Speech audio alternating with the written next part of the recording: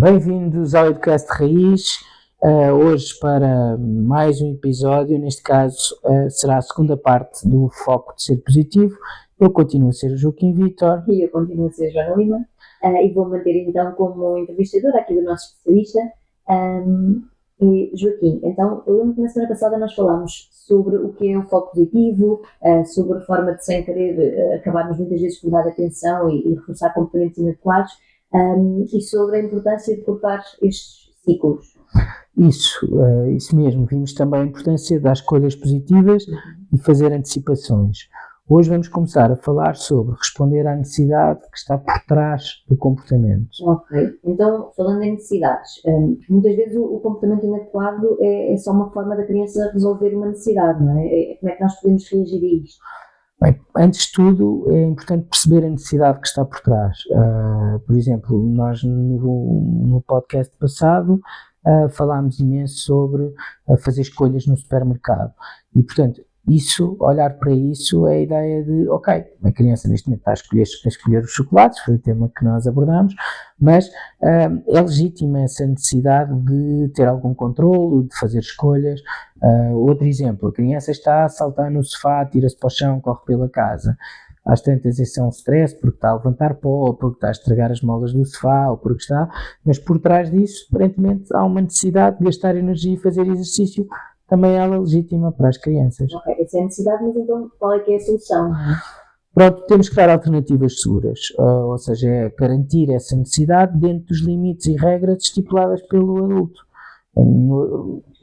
Mais uma vez, no outro episódio, focámos muito nesta questão do supermercado e demos ali uma série de soluções de como é que pode ter controle com coisas mais saudáveis. Neste caso, gastar energia. Será que há uma zona da casa em que se possa gastar essa energia? É possível ter um mini trampolim? Será que podemos fazer atividades mais físicas no exterior antes mesmo de iniciar as rotinas em casa? Como é que vamos responder a essa necessidade de gastar energia e de exercício físico? Outro exemplo, imaginando que a criança risca as paredes de casa, pode estar com necessidade de pintar e de se expressar artisticamente.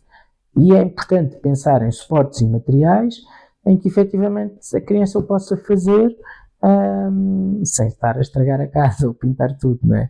E então algumas ideias podem ser ter um painel de papel grande na parede em que a criança pode escrever ou desenhar também na vertical, ter um quadro branco para desenhar, poder fazer atividades em que no quintal ou no terraço ou até no exterior tem algumas atividades em que pode pintar com giz, que depois se passa água e limpa, mas dar aqui no fundo essas alternativas. Sim, olha, até posso dar aqui um exemplo como psicometricista. Uma das minhas sugestões é colarem um papel por baixo de uma mesa em casa e as crianças poderem desenhar deitadas no chão, não é? Desenhar por baixo da mesa. Certo, é uma coisa que até fica quase meio escondido, não é? Mas imaginem uma motivação de uma criança, até mesmo crianças que tenham assim mais dificuldade em escrever, é uma boa sugestão. Como se estivessem a pintar o teto da Capela Sistina. Então, voltando aqui um bocadinho ao nosso tema, ou seja, a ideia é não ignorarmos a regra, não é? Ou seja, é criarmos caminhos seguros para satisfazer esta necessidade. Isso, e podemos suportar-nos com a organização do espaço, com pistas visuais, tudo isto para tornar o comportamento desejado mais fácil. Mas como? Com ajustes práticos que promovam a satisfação das necessidades das crianças dentro dos limites definidos pelos adultos.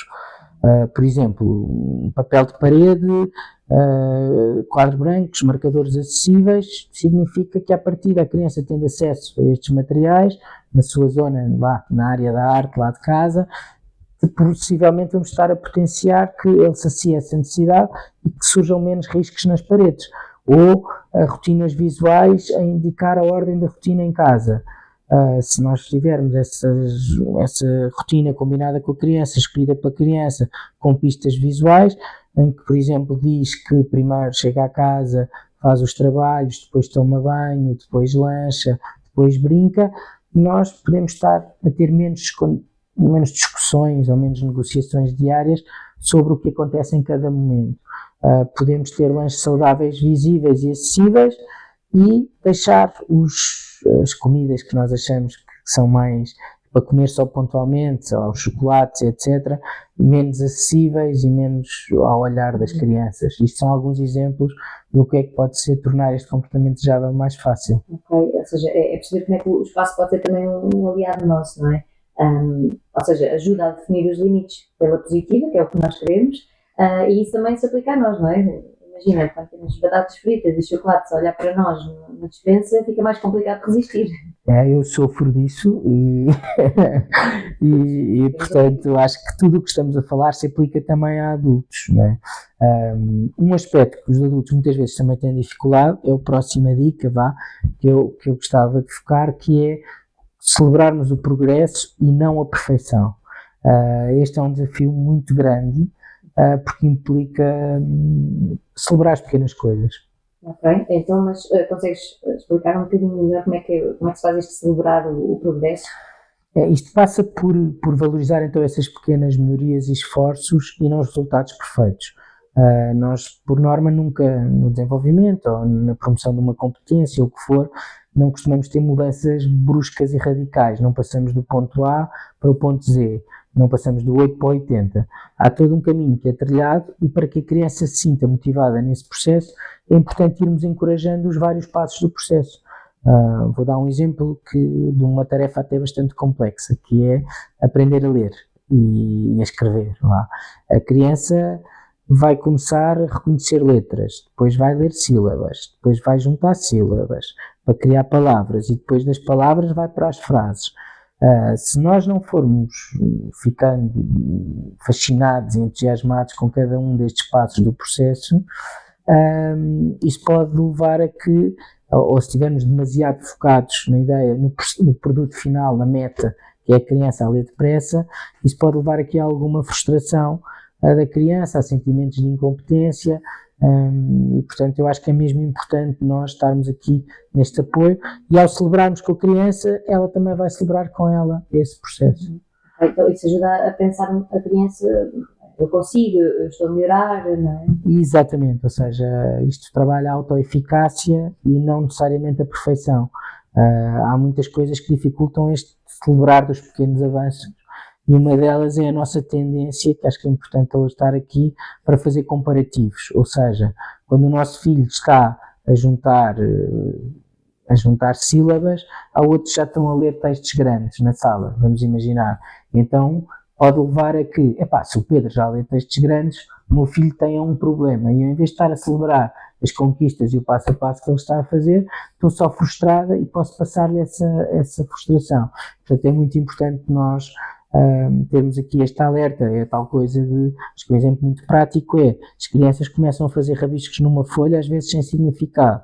Bem, depois de muito processo, vão chegar a fazer desenhos com detalhes, mas no entretanto, eu tenho que me entusiasmar com os rabiscos e tenho que começar a ver essas competências a crescer no passo a passo, sem exigir aquele produto final. Pronto, isto é difícil, há pressão social, há os comparativos, há o primo que já faz isto ou já faz aquilo na mesma idade, e é um desafio grande para as famílias. Mas pronto, acho que é muito importante termos isto para trabalhar a identidade positiva. Ok. Dando aqui se calhar um exemplo prático que nós já fazemos aqui na RAIZ já há muitos anos, relacionamos um bocadinho esta identidade positiva com os nossos 10 hábitos da RAIZ, que no fundo foi a forma que encontramos de trabalhar esta identidade positiva, que está presente na nossa sala, não é? Para explicar um bocadinho melhor. Sem dúvida.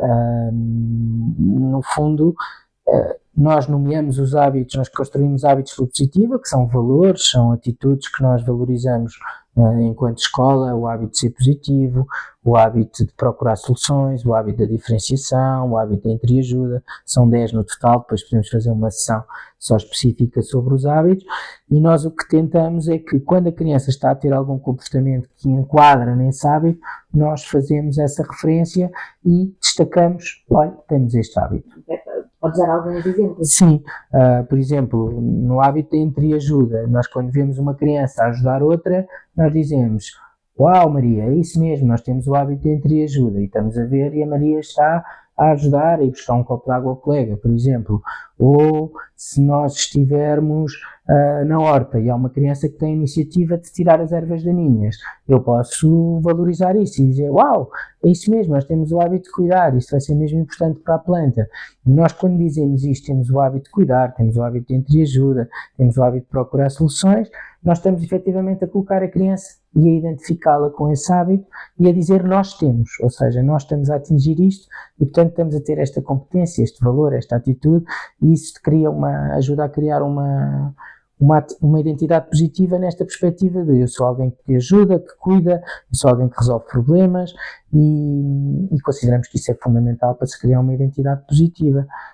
O que acontece ao contrário disto é que muitas vezes nós nos focamos em problemas ou em focos negativos, que é quando começamos a dizer à criança, pois, estás sempre a bater, só sabes em magoar os outros, és um distraído, tenho que dizer as coisas 1000 vezes para tu as fazeres. Esta linguagem negativa e muitas vezes exagerada ou absolutista, os sempre, os és, leva precisamente ao oposto do que pretendemos. Portanto, nós temos que celebrar a criança olhando para o positivo, para as competências e não cair nestes discursos tão negativos que ajudam a criar rótulos negativos, que é precisamente o que nós não pretendemos. Um ponto que eu acho que para finalizar, e já estamos com o tempo muito acelerado, muito adiantado, é como é que nós podemos também celebrar não só as competências, mas também as coisas boas da vida.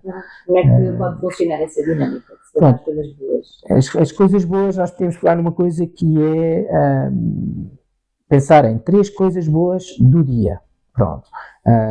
E este é um desafio para treinar o olhar positivo. No caminho de casa, durante o jantar, no momento de deitar, é interessante juntar a família para fazer um apanhado de 3 coisas boas do dia. Podem ser grandes ou pequenas, mas o objetivo é treinar este olhar positivo e de gratidão. No fundo, eu acho que toda a família vai beneficiar de exercitar o músculo da celebração, digamos assim. Mas, Joaquim, na verdade, muitas vezes, neste contexto, chegar a casa, não é? Pode surgir também a necessidade de lamentarmos um bocadinho algo que aconteceu mal ou mais errado, ou problemas que tivemos durante o dia, desabafar, olha, Joaquim lá no trabalho é um chato, etc. Sim, e esse espaço de desabafo, catarse, é muito útil e bem-vindo, aliás é fundamental, não o percam.